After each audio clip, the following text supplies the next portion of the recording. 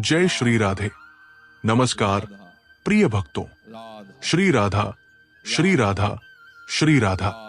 आज की इस अद्भुत कथा में हम आपको श्री कृष्ण के जीवन के उन पहलुओं की ओर ले चलेंगे जो न केवल भक्तों को प्रेरित करते हैं बल्कि उनके हृदय को श्री राधा और श्री कृष्ण के दिव्य प्रेम और उनकी लीलाओं से भर देते हैं।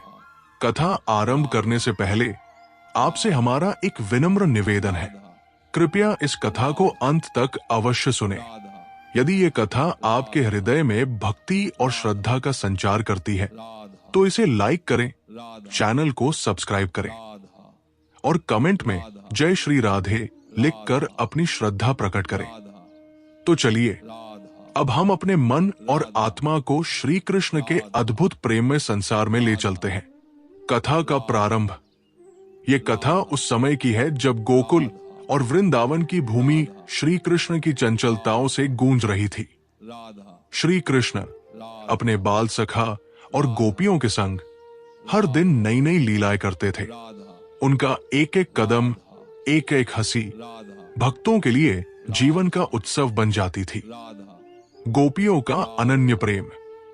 गोपियों का प्रेम श्री कृष्ण के प्रति इतना गहरा था कि उनके लिए संसार के सभी सुख सुविधाएं गौण हो चुकी थी।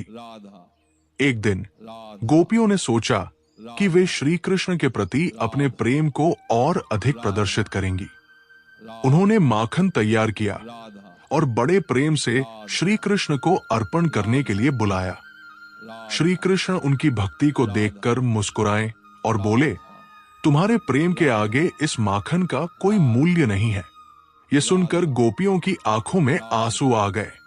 उन्होंने कहा, प्रभु, हमारा जीवन तो आपके चरणों की धूलि से भी कम है, कृपया इसे स्वीकार करें। यह सुनते ही श्री कृष्ण ने अपने करकमलों से माखन ग्रहण किया और गोपियों को आशीर्वाद दिया। रासलीला की दिव्यता। श्री कृष्ण की रासलीला प्रेम का वो अद्वितीय उदाहरण है जो संसार के समस्त संबंधों को एक नई परिभाषा देता है। पूर्णिमा की रात थी।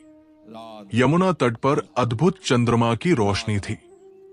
श्री कृष्ण ने अपनी बांसुरी उठाई और मधुर धुन बजाई। बांसुरी की आवाज सुनकर गोपियां अपने अपने घरों से निकल पड़ी। उनका मन और प्राण श्री कृष्ण की बांसुरी में समाहित हो गया था। श्री कृष्ण ने गोपियों से कहा, तुम्हारे प्रेम को मैं हमेशा अपने हृदय में रखूंगा। ये प्रेम संसार के लिए एक मार्गदर्शन बनेगा। भक्ति और प्रेम का संदेश। प्रिय श्रोताओं, ये कथा हमें ये सिखाती है कि प्रेम का अर्थ केवल लेना नहीं है बल्कि निस्वार्थ होकर समर्पित होना है। जब हम श्री राधा और श्री कृष्ण के प्रेम को अपने जीवन में स्थान देते हैं तब हमारा जीवन वास्तव में पूर्ण होता है। आपसे विशेष निवेदन, यदि ये कथा आपके हृदय को छू गई हो तो कृपया इसे लाइक करें और अपने मित्रों और परिवार के साथ साझा करें। कमेंट में जय श्री राधे लिखकर अपनी श्रद्धा प्रकट करें।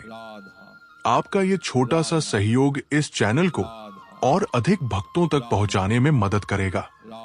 अगले एपिसोड में हम श्री कृष्ण की गोवर्धन पर्वत लीला और उनके द्वारा दिए गए अद्भुत संदेशों का वर्णन करेंगे। तब तक के लिए अपने मन को श्री राधा के प्रेममय ध्यान में लगाएं। जय श्री राधे।